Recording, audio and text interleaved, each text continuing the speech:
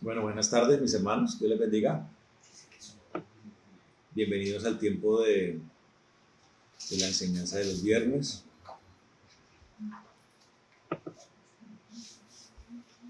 Vamos a ir orando mientras las personas se van conectando a la transmisión. Amén.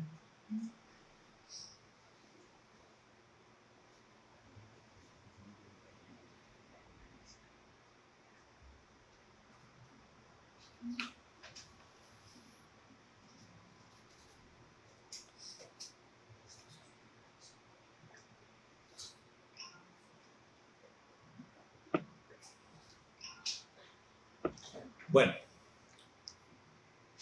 Padre bendito, en el nombre de Jesucristo nosotros venimos delante de ti, Señor, en esta tarde, ya tarde noche, Señor, te damos gracias, amado Dios, porque una vez más, Señor, tu misericordia se ha renovado para cada uno de nosotros, Dios, los que aún estamos, Señor. Somos nosotros bendecidos, Dios, por tu amor que viene, Señor, como una cobertura, Señor, en cada día que amanece, Señor. Ahí estás tú, Señor, maravilloso, bendiciéndonos.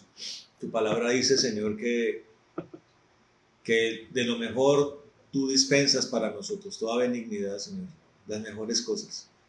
Señor, tú te encargas de nosotros, Dios, y la vida eterna está allí, Señor, corroborada, confirmada para nosotros. La gracia, el favor, el beneplácito, Señor, para que nosotros te sigamos, para que nosotros caminemos contigo, Señor.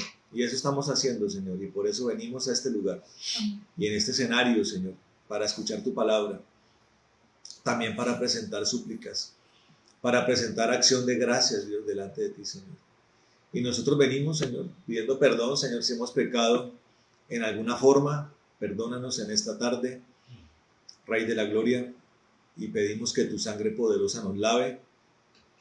Y rogamos, Señor, porque el Espíritu de Dios se manifieste con notoriedad, Señor, se manifieste abundantemente en nosotros, Dios, tu unción, tu poder, Dios, tu fuego, amado Dios, venga a nosotros, se haga realidad en nuestras vidas, Señor. Y también pedimos que desates tu palabra, Padre, desde tu trono, desde el fondo de tu corazón, Señor. La palabra que tienes para nosotros, una palabra de bendición, Señor. Una palabra, Rey de la Gloria, de bálsamo, Señor. Una palabra que reconforta. Una palabra, Señor, que inspira, Señor. Que construye en nosotros, Dios, cosas del reino. Solidez, Dios. Tu palabra dice, Señor, que nuestro cimiento debe estar sobre la roca. La roca que fue rechazada, Señor, que fue despreciada por los antiguos. Señor, ahora para nosotros es una piedra angular. Y hoy, Señor, te pedimos que así sea, Dios. Y en esa piedra angular, Dios, tu palabra dice, Señor, que nosotros resistimos, Dios, los abatimientos, resistimos, Señor maravilloso, las pruebas, Señor maravilloso, las avalanchas, porque tu palabra dice que tú te levantas, amado Dios, como estandarte, y tu palabra dice, Señor, que si nuestra casa está construida sobre la roca, la casa resiste, Señor. Todos los aludes, Dios, Señor maravilloso, todas las crecientes se resisten en ti, Señor. Por eso hoy rogamos que seamos fortalecidos a través de tu palabra, que seamos estructurados más y más, Señor, que más libertad venga a nosotros, más revelación, Señor. Bendito Dios, y seamos nosotros fortalecidos y seamos nosotros, Señor maravilloso, constituidos con mucha más consistencia en las cosas celestiales y en los negocios del Padre, como escrito está, Señor. Te damos gracias en esta tarde. Rogamos, Señor, para que solamente lo tuyo venga y todo lo que no es tuyo, Señor, sea rechazado en esta noche. En el nombre de Jesús, Señor, nosotros reprendemos el error y la confusión y atamos todo espíritu maligno que se manifieste en este momento, que no sea tuyo, Señor, lo atamos y lo echamos al abismo en el nombre de Jesús. Señor, para la gloria y honra tuyas hemos orado, en el nombre de Jesucristo. Amén y amén. Bueno, buenas tardes, mis hermanos. Dios los bendiga. Comenzamos un nuevo mes, el quinto mes de este año, y bueno, lo consagramos en el nombre de Jesús el día de hoy para la gloria de Dios. Amén. Es un mes particular. ¿Por qué es un mes particular? ¿Quién me dice? ¿Quién me dice por qué es un mes como especial este mes? Ahora es el mes del trabajo. No, que generalmente en este hemisferio que se celebra este mes. Pero eso ¿de dónde viene? Eso del Día de la Madre. De la Virgen María. Es un mes espiritualmente particular, ¿sí? Por eso es que nosotros lo celebramos. Exactamente. Yo les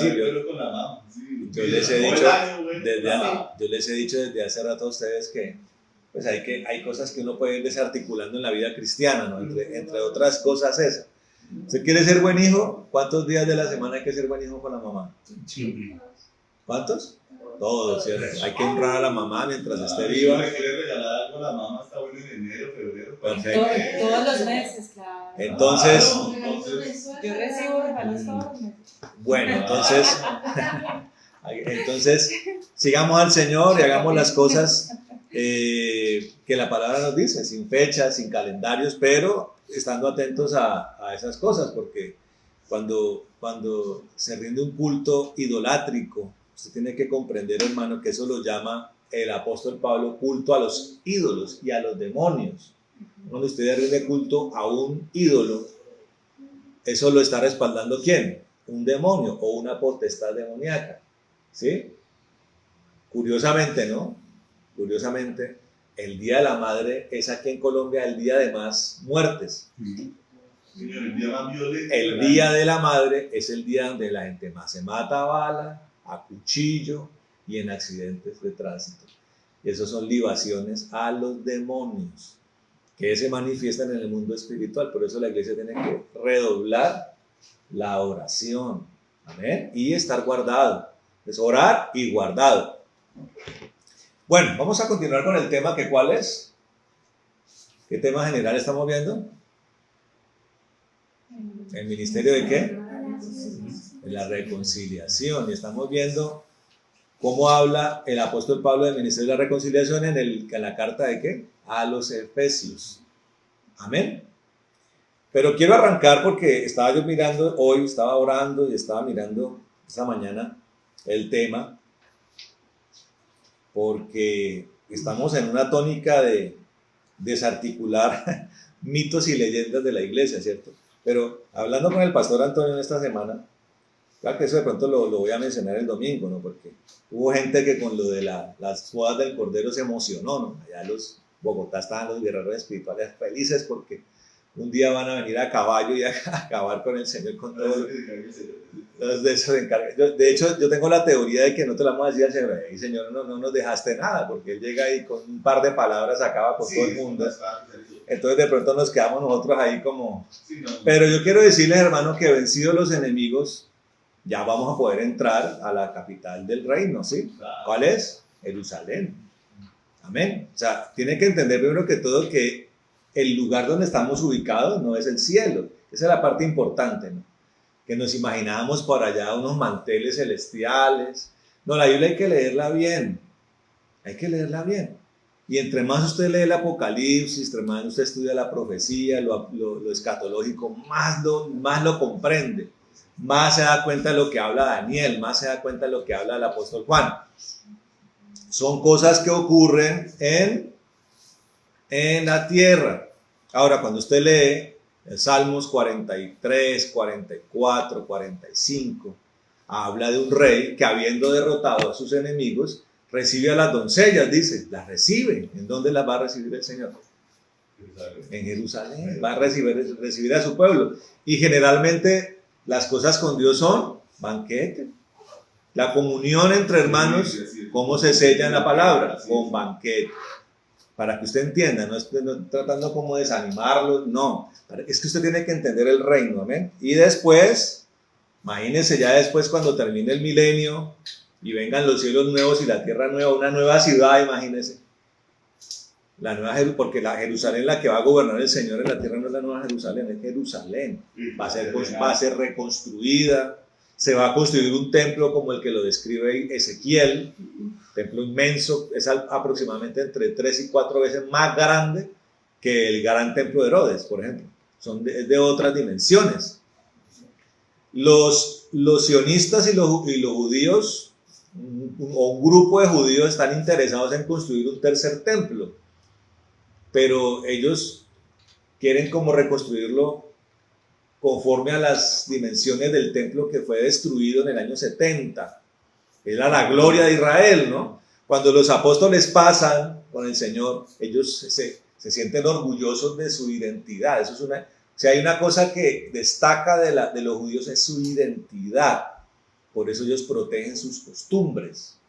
Por eso para ellos celebrar la Pascua y tratar de guardar el Sabbat, estas cosas para ellos tienen rigor. Ese es su orgullo. El templo era su orgullo. Pero cuando el Señor venga, Él va a construir un templo como el que dice Ezequiel. Usted lo puede mirar, es un templo diferente. ¿Sí? Y dice la palabra que un grupo de levitas, sacerdotes levitas van a venir, que son los coatitas, ¿es? Los sadoquitas. Perdón, los sadoquitas es la cosa. Los Los hijos de Sadoc son los que van a ministrar allí en ese templo. Supongo yo que nosotros estaremos en otro tipo de funciones. Ahí la tierra tiene que ser gobernada, la tierra tiene que pasar por un proceso de sanidad, de restauración. Ahí nosotros entramos a una parte muy bella, ¿no? Y después de ese milenio viene el nuevo cielo y la nueva tierra. Bueno, pero esas son cosas que usted puede seguir estudiando, pero todo en Dios es glorioso, amén, es jubiloso. Y los salmos recrean eso. Los salmos tienen mucho de profético. Y si usted repasa esos salmos más o menos del 42 al 48, es el Señor que, habiendo derrotado a sus enemigos, recibe a los suyos en su casa. Amén. Como diciendo, ya vengan acá, hemos vencido a nuestros enemigos, venga, vamos acá aquí ya a tener nosotros banquete, camaradería, y tenemos que empezar a trabajar para gobernar con justicia. Dice la palabra que se gobierna con vara de hierro. Ya he explicado que la vara de hierro no es un Dios, no es un rey que anda con un rejo detrás de la gente dando, no, es la vara con la que se ponía para nivelar los muros, con justicia, el Señor va a gobernar con equidad. A ver, bueno, entonces volvamos al punto de la carta a los de Efesios, pero reflexionaba yo en lo siguiente, porque nosotros es inevitable, ¿no?, que caigamos nosotros los cristianos en clichés. Voy a mencionar un cliché, ¿no? El de invocar la sangre de Cristo para cubrirme con la sangre, ¿no? Todo se vuelve como un amuleto. Me curo con la sangre de Cristo, ¿sí? Salgo y antes en la iglesia católica, ¿qué hacíamos cuando salíamos de la casa? Echamos la bendición. Ahora el pueblo de Dios invoca la sangre de Cristo para cubrirse. Pero utilizamos mal las cosas porque no las entendemos. Y una de esas cosas es la armadura de Dios. Me pongo la armadura. ¿Sí? Me pongo la armadura. Pero ¿qué querrá decir el apóstol Pablo con la armadura? ¿En qué contexto está? ¿De qué depende?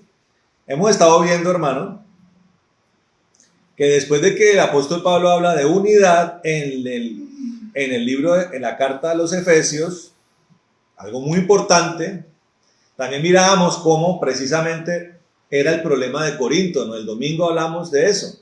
¿Cuál era el problema de Corinto? ¿Por qué estaba Corinto tomando la cena indignamente? ¿Por qué estaban reuniéndose los hermanos indignamente? Por la división. Que es la misma división de la que habla el apóstol Santiago, ¿cierto?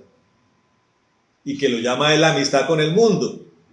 División en la iglesia es amistad con el mundo. Cada quien pide por lo suyo, cada quien vela por lo suyo, cada quien va por lo suyo. ¿Y cómo es de antonómico esto? Porque la palabra que dice en primera carta de los Corintios, capítulo 13, que el amor, ¿qué? Que el amor de Dios, el amor verdadero, no busca lo suyo. Entonces uno escucha predicaciones de Gigi Ávila, predicaciones de Reinhard Bonnke, predicaciones de Billy Graham, de Benny Hinn, y ellos ¿en qué coinciden? usted es un verdadero hombre de Dios, no puede nunca más vivir para lo suyo. Tiene que vivir para servir en el negocio más importante de Dios, que ¿cuál es?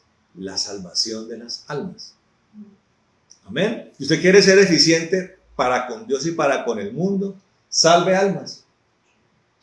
Yo tenía esta semana di una opinión en la comunidad educativa donde están mis hijos y mi esposa, porque yo decía que me parecía curioso que al tratar temas como la ideología de género, como el feminismo, solemos caer en la trampa de no tener presente los antecedentes, las causas de las cosas.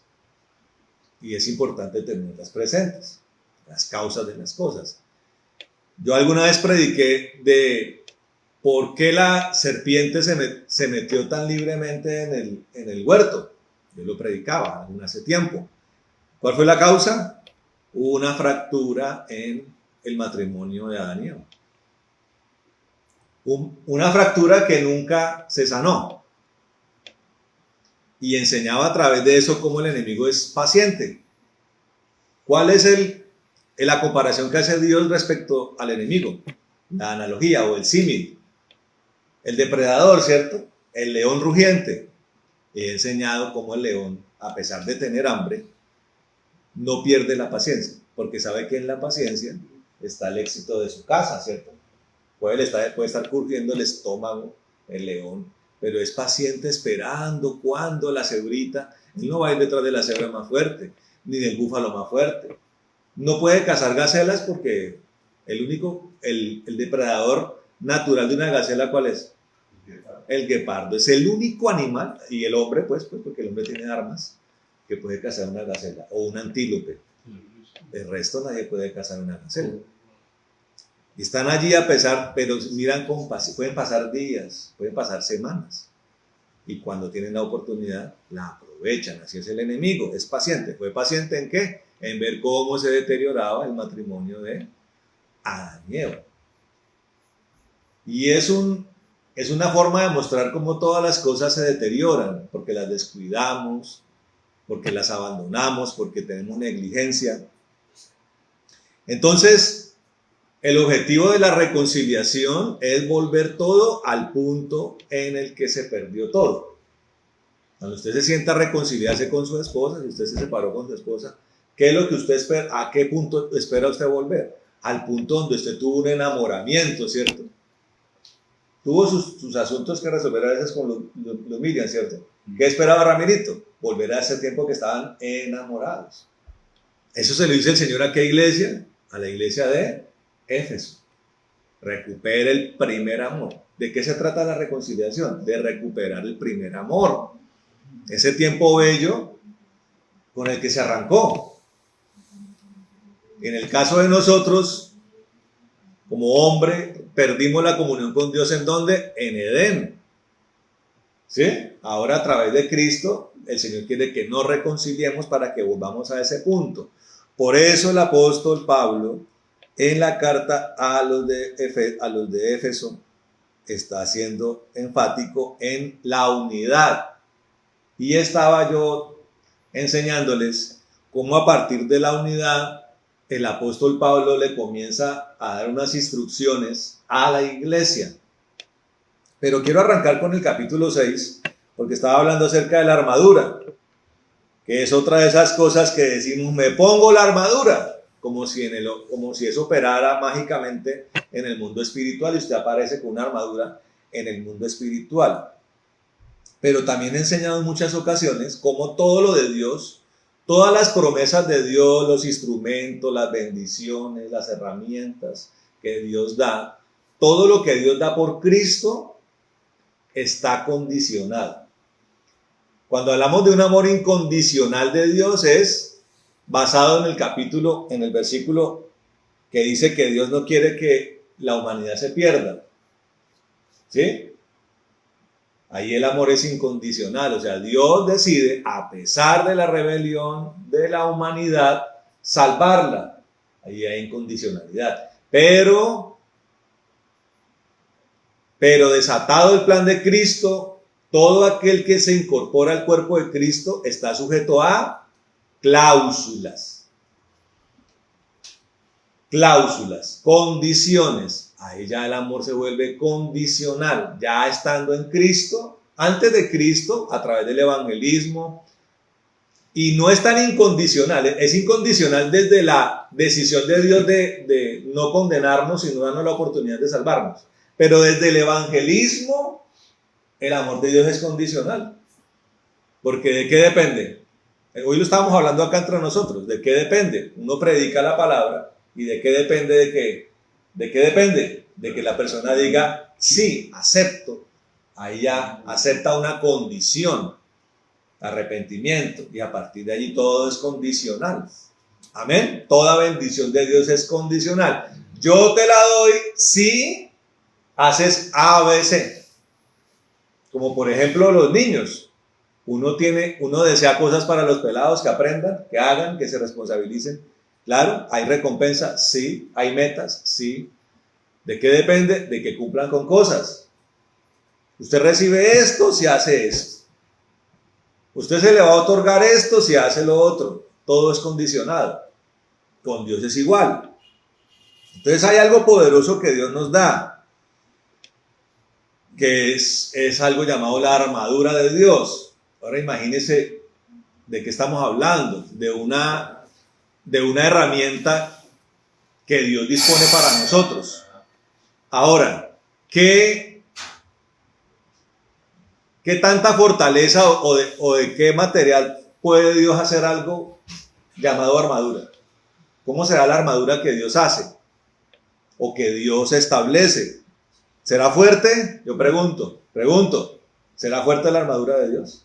¿Será resistente la armadura de Dios? ¿Amén o no? Dice acá, vamos al capítulo 6, versículo 14, dice. Y después miramos, cuando dice el primer versículo, en el 14 dice, estad pues firmes. El apóstol Pablo dice, estad firmes. Ahora, ¿qué es estar firme? Mantenerse. Hacer caso. Estar firme es hacer caso. Estar firme es no sea ambivalente, no tenga doble ánimo. El apóstol Pablo también dice que la persona de doble ánimo es ¿qué? De corazón impuro. El inestable no va a alcanzar el éxito en Cristo. Dice, estad firmes.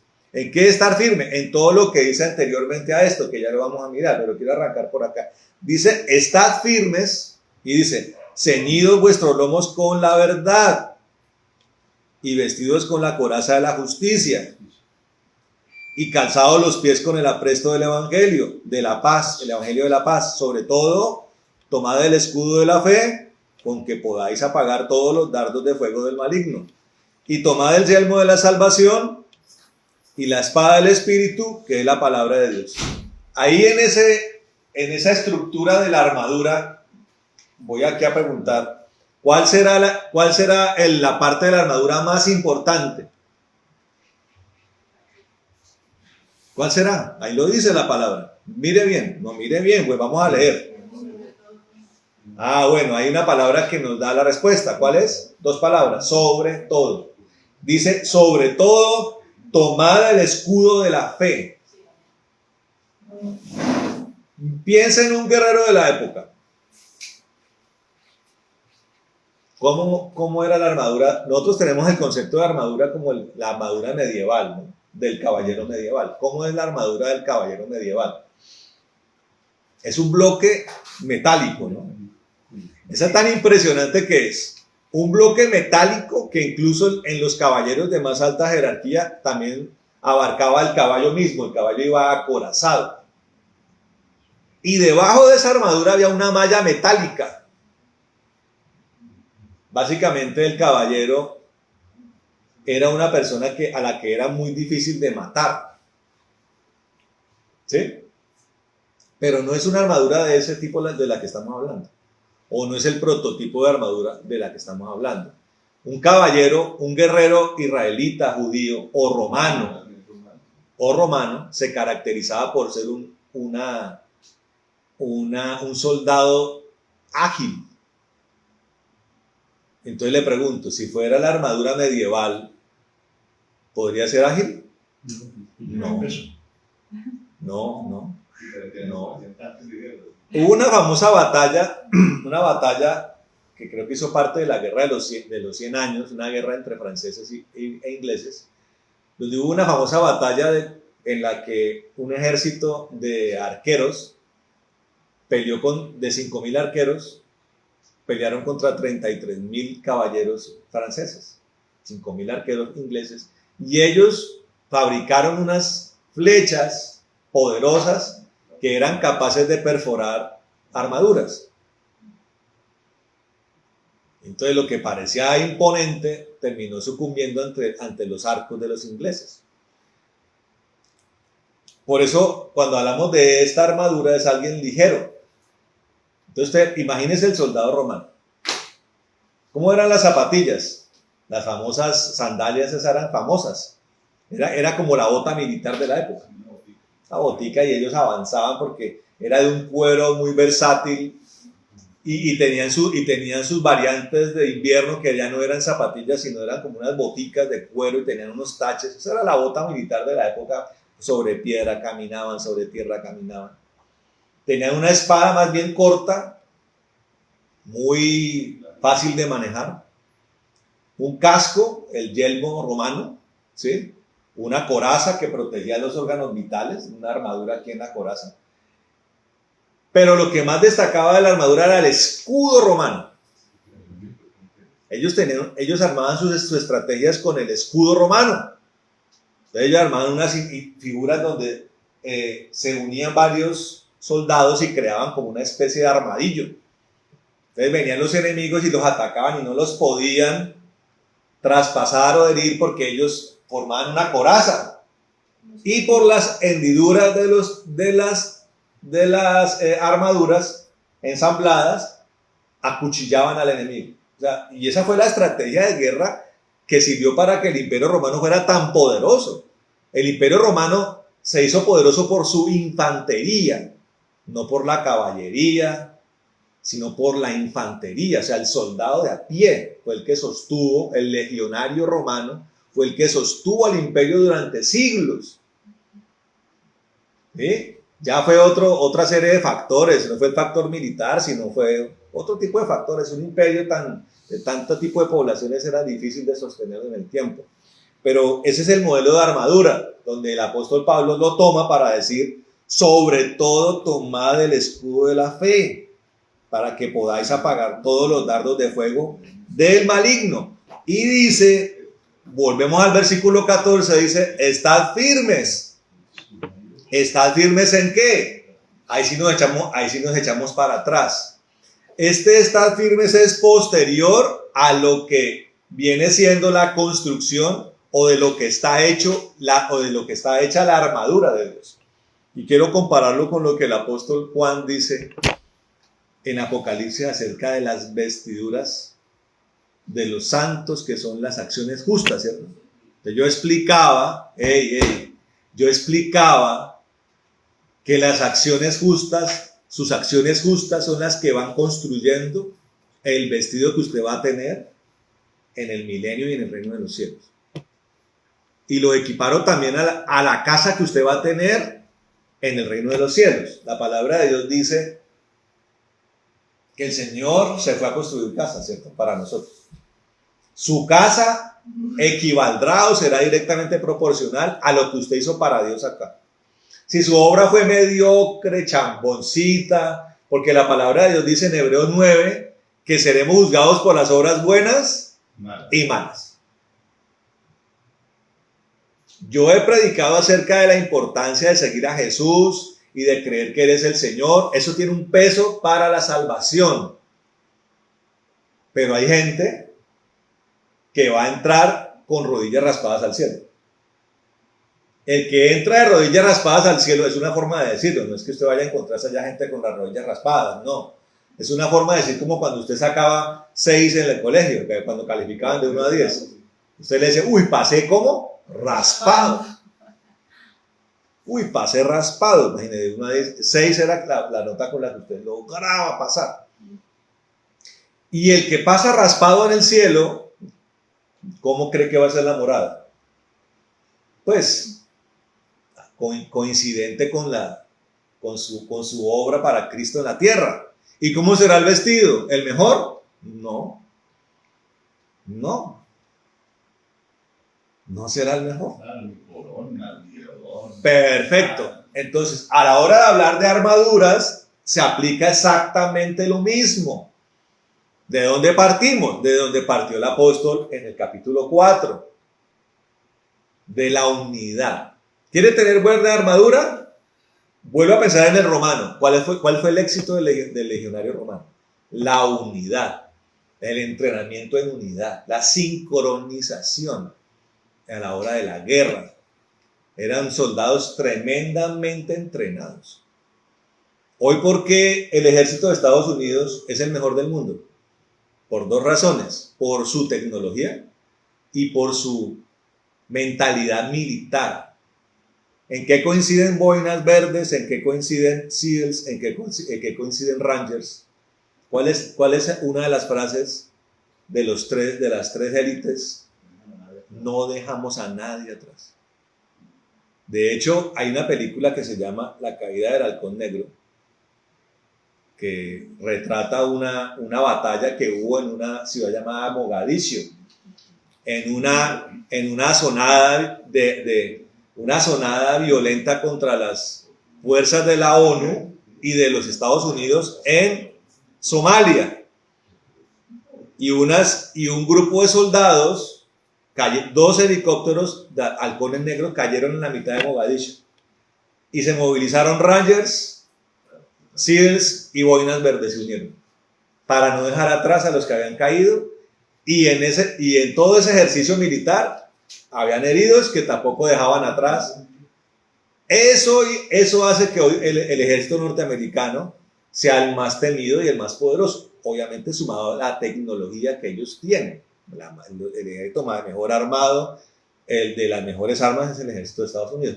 Y me atrevo a decir que esa es la razón por la cual no va a ser tan fácil que un imperio como Estados Unidos caiga, porque tiene un ejército muy poderoso que nadie lo ha podido igualar en este punto. Entonces hablamos de la unidad. Primero la unidad. Usted para poder entender que, para poder usted legitimarse para tener una armadura como la de Dios, usted tiene que tener presente la unidad. Amén. La unidad. Ese es el punto de partida. Y estábamos viendo respecto a eso, miramos la unidad, todo el diseño apostólico, la estructura, y hablábamos de un pueblo que comenzaba siendo un pueblo poco adiestrado en la unidad. ¿Se acuerdan que hablábamos de que el punto de partida era soportarse unos a otros? ¿Se acuerdan? Que lo mirábamos, soportados unos a otros. Arranca así dice acá, con toda, versículo 2 del capítulo 4, dice, con toda humildad y mansedumbre, soportándoos con paciencia los unos a los otros. Ese es el punto de partida. Así comienza a trabajar el Señor nuestras diferencias para llevarnos a la unidad. Y más adelante dice, hasta que todos alcancemos la plenitud y la perfección en Cristo. Y hablábamos de cómo el cristiano avanzado tiene la responsabilidad, la obligación de saber esperar y jalar al que está atrás, al que va despacio, hasta que todos logremos la plenitud en Cristo. Y unido a eso, por eso hablábamos que una de las cosas que resalta la cena del Señor, uno de los trasfondos de la comunión en la cena del Señor es ser capaces de esperarnos unos a otros. Amén. Pues se acuerdan que dice, usted no se adelante en comer, que si la cosa era de glotonería o de comer rápidamente se hubiera quedado en su casa, dice. O come en su casa. Aquí espera a su hermano. Es un tema de unidad. Y hablando de esa unidad, de esa camaradería cristiana donde nos esperamos unos a otros en amor, y eso lo resalta el apóstol Pablo, en amor. La única forma de alcanzar con eso es por el Espíritu y en el amor verdadero de Dios. Empezaba el apóstol Pablo a hablar de una nueva vida en Cristo. Y hablábamos de cómo allí hacía una separación entre lo que es el impío y lo que es el cristiano al que le está hablando el apóstol Pablo en esta carta. En esta carta el apóstol está hablando al cuerpo de Cristo y hace allí la separación de cómo es el impío y cómo es el justo, de que el justo ya no anda conforme a esa antigua forma de ser y de pensar, ¿correcto? Amén. En ese orden de ideas, mírenlo como arranca el capítulo 5, que era donde nos habíamos ubicado. Miren lo que dice el apóstol. Allí ratifica que está hablándonos a nosotros. Aquí comenzamos a mirar cómo se va elaborando la forma en la que nosotros podemos hacer uso de la armadura. En qué momento ya la armadura aparece, en qué consiste, de qué está hecha, cuál es la sustancia, la esencia de la armadura, en qué se basa la armadura, en qué se basa el apóstol Pablo para decir estás firmes en qué. Ahí parte el hecho de la armadura y lo comenzamos a mirar en el capítulo 4, pero aquí se fortalece en el capítulo 5, diciendo andad como hijos de luz, dice, primer versículo. Mire tan tremendo el compromiso, arranca con todo el apóstol, dice, sed pues imitadores de Dios como hijos amados. Arranca con todo, ¿no? Sed pues imitador de Dios. Usted no le puede decir esto a un perdido,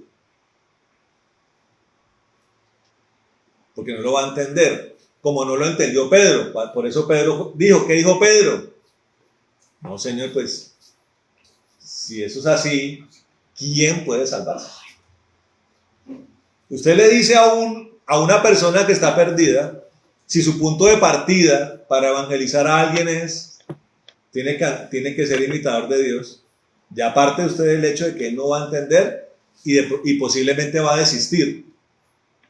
Pero como el apóstol Pablo le está hablando al cristiano y está llevándolo a decir, usted va a crear una fortaleza en su vida que se llama la armadura de Dios. Amén, la armadura de Dios. El punto de partida para que esa armadura se ensamble en usted. Hay películas, por ejemplo, donde usted ve que viene la armadura y se ensambla, ¿no? Pum, pum, se va colocando parte por parte en el protagonista. Para que eso pase con la armadura de Dios, usted tiene que tener este punto de partida. Sed imitadores de Dios como hijos amados. ¿Cómo? Ahí lo comienza a desarrollar el apóstol. Y andad en amor. Amén. Como también Cristo nos amó. Y ahí ratifico lo que dice la palabra. No busca lo suyo. ¿Sí? Dice, y andad en amor. O sea, ¿cómo imito yo al Señor? Andando en amor, como Él nos amó. ¿Cómo nos amó? ¿Cómo nos amó? ¿Con abrazos? Porque hablamos mucho de eso, ¿no? Ven, Señor, abrázame, ven, consiénteme, ven, consuélame. ¿Cómo nos amó el Señor? Se entregó a sí mismo por nosotros. ¿Cómo lo imitamos? Dándonos por otros. Amén. Dándonos por otros. Yo le hago una pregunta a usted. ¿Cuál será la mejor forma de darme a otros? Yo estaba reflexionando en algo, ¿no? La iglesia se llenó de predicaciones acerca de cómo Dios me puede sanar. ¿Y eso Dios lo hace? Sí. Pero eso tiene un punto de partida muy importante. Para yo ser sanado, ¿qué es lo primero que tiene que removerse de mi vida? El pecado. ¿Usted cómo va a ser sanado si el pecado no ha salido? ¿Cómo voy a ser sanado si el quiste no ha sido quitado? ¿Cómo? ¿Cómo va a sanar una herida si no quito la infección? Si no retiro el pus, el tejido muerto, ¿no va a sanar? No, usted puede echar isodine, usted puede echar antiséptico, antibiótico, pero si usted no retira lo que está produciendo la llaga, ¿cómo se va a sanar? ¿Qué es lo que produce la llaga en nosotros? El pecado. Hay que extirpar el pecado, por eso el primer paso es el arrepentimiento, ¿correcto? Aquí dice el Señor, claro, el Señor, la forma en la que el Señor anduvo en amor para con nosotros fue muriendo en la cruz, ¿no? Muriendo por nosotros. Pero ¿qué se hizo Cristo en la cruz? ¿En qué se convirtió el Señor? Cuando el Señor dice, Padre, ¿por qué me has abandonado? ¿Por qué dice eso? ¿Qué iba a pasar? ¿Qué pasó en la cruz? ¿Qué vino sobre el Señor? Él se hizo pecado. Él se hizo la maldición más grande. ¿Por qué? Porque la profecía lo dice así, ¿no? Maldito el que muere en un madero. Él se hizo maldición. Él se hizo pecado. ¿Sí? Se convirtió en una expiación. El pecado vino sobre él. Y él venció el pecado en la cruz. Por eso trae la vida eterna para todo aquel que cree. Pero entonces, porque hablamos acerca de lo que podemos hacer por otros. Vamos a dar, vamos a predicar, vamos a hacer. Pero ¿qué es lo que más necesita? ¿Qué es lo que más necesita el prójimo de nosotros? Pregunto, para que reflexionemos en este momento. ¿Qué es lo que más necesita el prójimo de nosotros? De nosotros, claro, aparte de la predicación, de nosotros, ¿qué pide el prójimo? Que dejemos de ser el viejo hombre. Es el punto de partida. Muchas veces entramos por eso a veces Dios lo lleva a uno a una insistencia en que la persona deje ciertas cosas. Pero hay que entender que muchas cosas que de pronto creemos que son normales de nuestro carácter, que no tienen tanta importancia, realmente sí la tienen. Yo he meditado mucho de que tenemos que reflexionar hasta dónde llega la envergadura del pecado, porque uno escucha a los pastores, ¿no? Cuentan, claro, Dios hizo eso. Yo era borracho, mujeriego, jugador, y todo eso lo dejé. Y pregunta uno, ¿pero lo dejó todo? Y su mal carácter, y su amargura, ¿qué tanto daño hace su amargura? Yo pregunto, ¿qué tanto daño hace la amargura de un hombre, una mujer? Pero sobre todo a los más cercanos. Que perfecto. Entonces hablamos de salvar el mundo, pero ¿qué quiere el mundo? Que usted deje de ser un mal tipo, hermano. Es lo primero. Lindo el pan, lindo la predicación, lindo el vestido que regaló, la obra social, lindo el culto, pero ¿qué quiere el prójimo de usted? Que deje de ser un pecador, porque un pecador destruye. Pero sobre todo su próximo, más próximo. Perfecto. Próximo. Es que si usted tiene una condición que la cera a su más cercano, ya ahí está perdiéndolo todo. Era esposa, empezando por eso la más cercana. ¿Sí? Ahí ya está todo perdido. Claro. Por eso dice la palabra, ¿usted para qué va a gobernar la iglesia si no puede gobernar su casa? Su mujer afligida, sus hijos afligidos, su prójimo afligido. Usted es como un cactus que donde pasa va hiriendo. ¡Pam! Pincho al uno, pincho al otro, pincho al otro. Usted puede predicar, usted puede ir a evangelizar, usted puede decir, usted puede saberse la doctrina de la tapa a tapa. Usted puede tener versatilidad. Le digo, usted puede tener dones. Pero la palabra dice, pero si no tiene amor, ¿cuál es? Es que repito acá, es que estoy basándome en el amor que dice aquí dice, sed imitadores, y imitadores en el amor de Cristo. Se entregó a sí mismo por nosotros. No es simplemente que suplió nuestro lugar en la cruz, sino que Él se hizo pecado y Él venció el pecado en la cruz. Y no cualquier pecado, porque no era el pecado de Él. Él no tenía pecado. Fue el pecado de nosotros. Él dice, aquí ya lo vencí. Y Él comienza a mirar en nosotros que eso se refleje. O sea que cuando usted no deja su pecado, su amargura, su mal carácter, Cristo está diciendo, oiga, yo desaté el poder para que usted dejara esto. Claro, para que vean. ¿Por qué no lo deja? ¿Por qué lo atesora? Y hemos hablado, le digo una cosa, estas son meditaciones mías con el Señor, con el pastor Antonio, con mi esposa, con María Paula, con este círculo ministerial,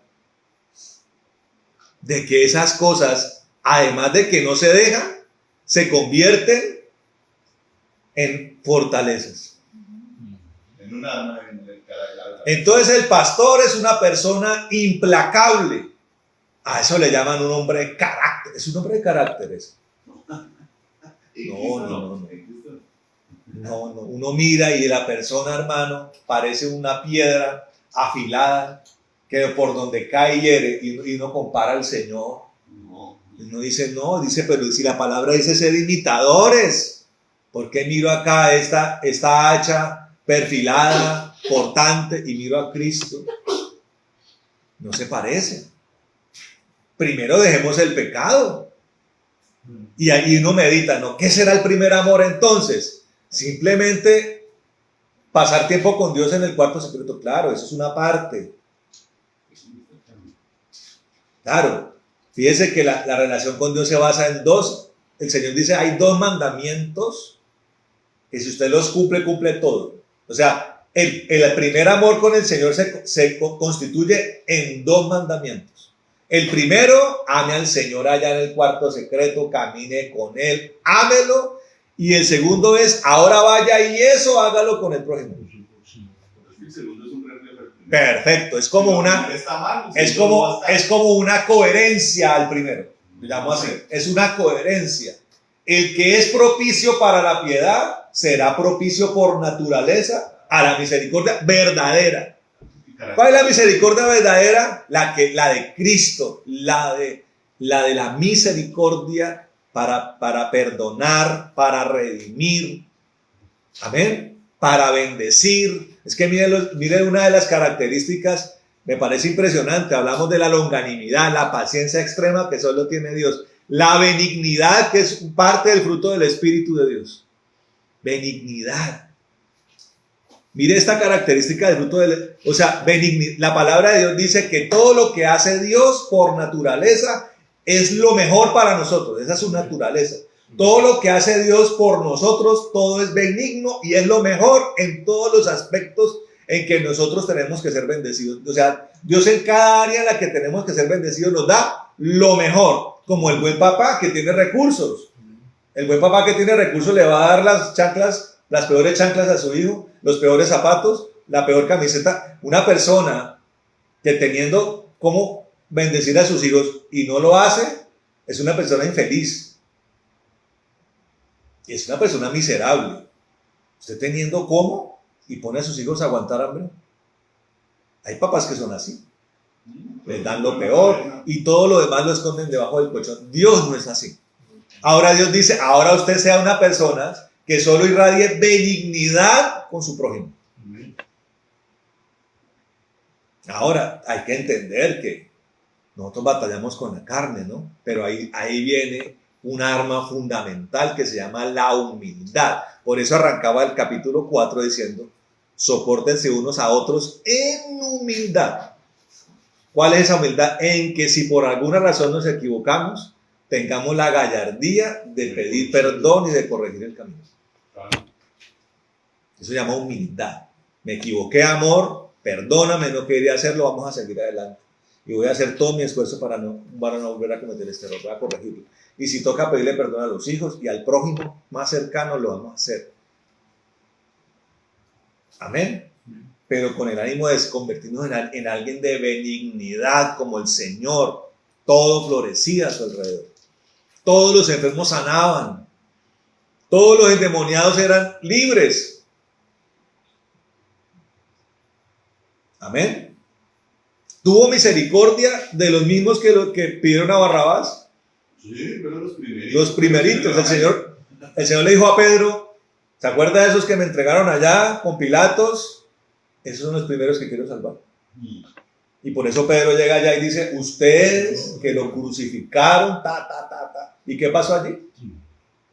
3,000 se convirtieron. Ese es el Señor, benignidad. Ese es imitar a Cristo. Y la primera benignidad, ¿cuál es? Deje de ser un pecador. No simplemente usted no puede decir simplemente es que yo era borracho y ya no soy. Es que peleaba todos los días en la calle. No, el pecado es muy amplio. Ahí está en las obras de la carne. Iras, enojos, envidias. En otra parte dice raíz de amargura. En otra parte dice doble ánimo, corazón impuro. Todo eso es pecado. Incredulidad, como hablábamos hoy. Imagínese uno tener un papá en la casa que debe ser un sacerdote, que debe ser un ejemplo lleno de incredulidad. ¿Para qué esa vaina, hermano? ¿Sabe por qué los pelados se desvían tanto? Y yo leía hoy una reflexión de una mujer que trabajó durante 20 años en la escuela dominical. ¿Por qué decía? Me parece increíble que uno vea a todos esos pelados ya grandes, ateos, satanistas y odiando a Dios.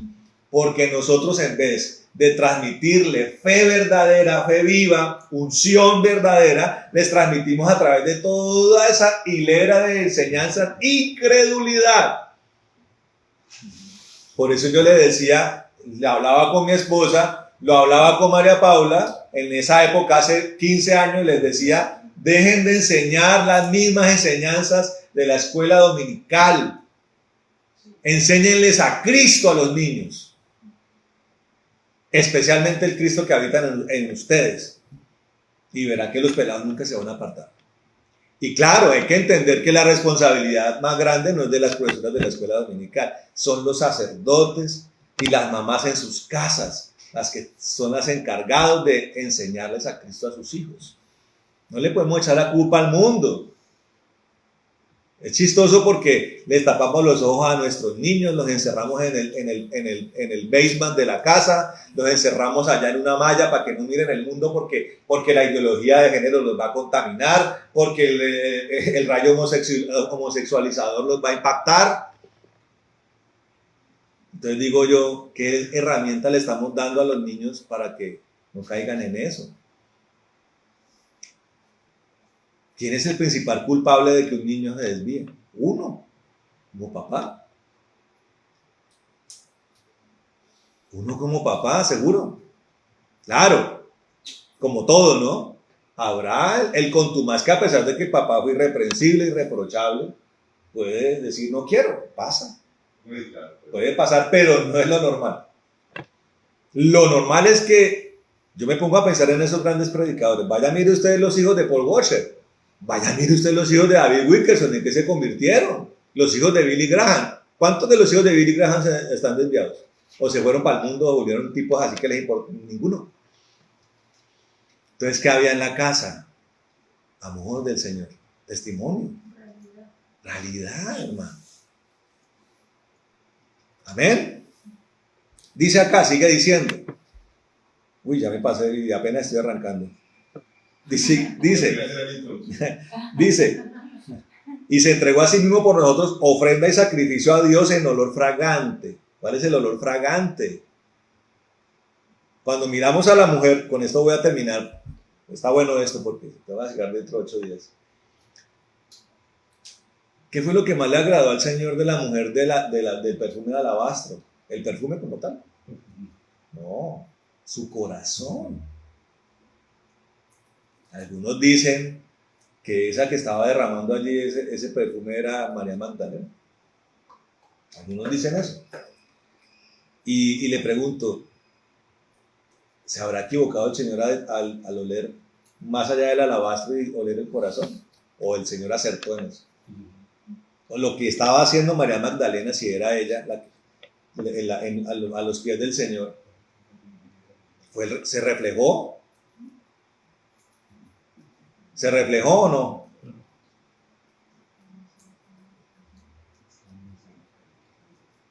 ¿Cómo se reflejó? ¿Quién se quedó hasta lo último con el Señor? Ella. ¿Quién se quedó frente a la tumba del Señor cuando todos los demás se fueron? Ella. No era tanto el perfume, era su corazón. Eso es lo que Dios demanda de nosotros. Y dejo este pedazo para que usted lo medite, lo analizaremos la próxima semana. Dice, versículo 3, pero fornicación y toda inmundicia o avaricia, ni aún se nombra entre vosotros. Aquí en este pedazo no está, el apóstol Pablo no está diciendo no forniquen y no sean inmundos. Está diciendo que ni siquiera eso se nombre. Dice ni palabras deshonestas, ni necedades, ni truhanerías, que no convienen, sino antes bien acciones de gracias. Amén. O sea, está diciendo, es obvio que los fornicarios, por eso le está hablando al pueblo, es obvio que los fornicarios y los inmundos no van a entrar al reino de los cielos. Pero lo que yo demando de ustedes para andar en luz es ni siquiera hable de esas cosas. para que no se hagan partícipes de los que hacen esas cosas. Amén. Pero eso lo miraremos la próxima semana. Vamos a orar, hermano. Allá vamos a continuar con el tema hasta que lo terminemos. Vamos a orar. Padre bendito, en el nombre de Jesús de Nazaret, nosotros en esta noche te damos gracias por este tiempo, Señor. Te alabamos, te exaltamos, te bendecimos. Gracias por tu palabra, Señor. Gracias por la revelación, por la reflexión que nos permites tener. Y sí, Padre, es importante, Señor, que lo que más le podemos ofrecer a nuestro prójimo, Señor, a nuestras familias, nuestro prójimo más cercano especialmente, y a todo el prójimo, es dejar de ser un hombre y una mujer pecadora, Señor. Dejar de ser un hombre y una mujer de mal carácter, destructivo, con resentimiento, Padre. Mira cómo mucha gente en la iglesia cae en el odio, Señor. No se cae en la misericordia por el pecador, sino que se cae en el odio por el pecador.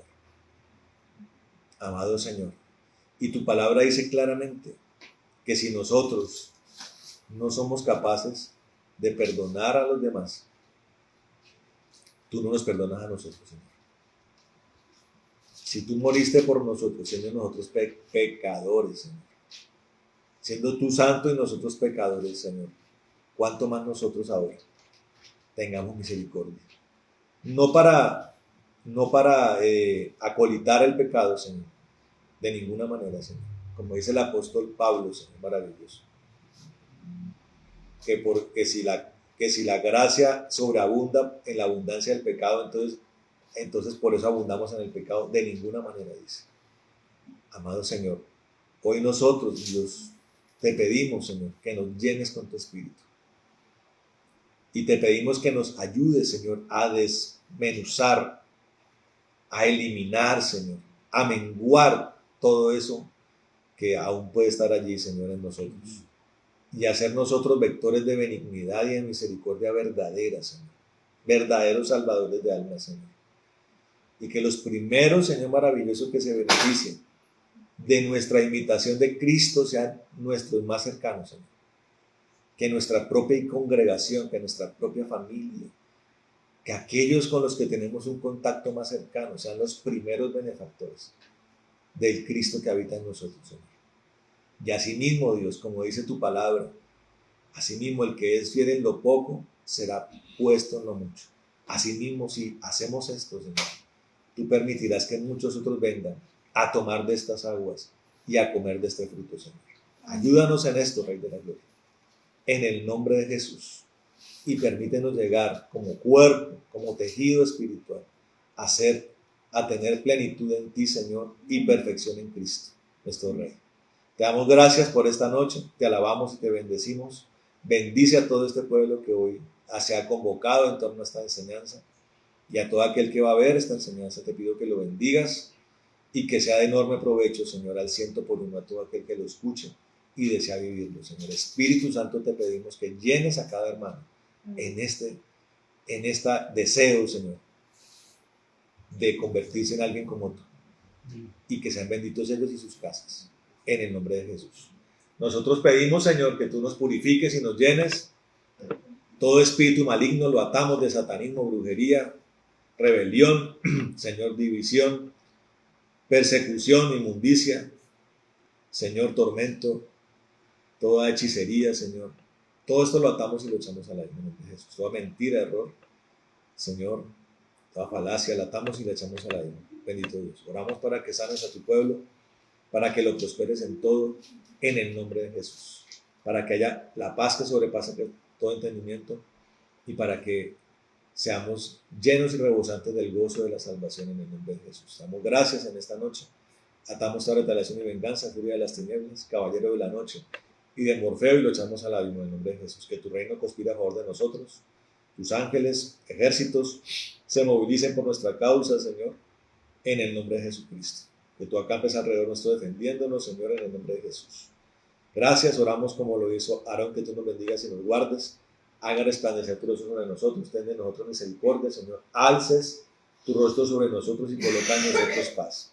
Y como lo hizo Aves, que nos bendigas, que ensanchen nuestro territorio, que tu mano esté con nosotros y nos libres de todo mal para que no nos dañe en el nombre de Jesús. Amén y amén. Amén. Bueno, mis hermanos, Dios les bendiga y nos vemos el domingo. Amén y amén. Amén. Amén. Amén.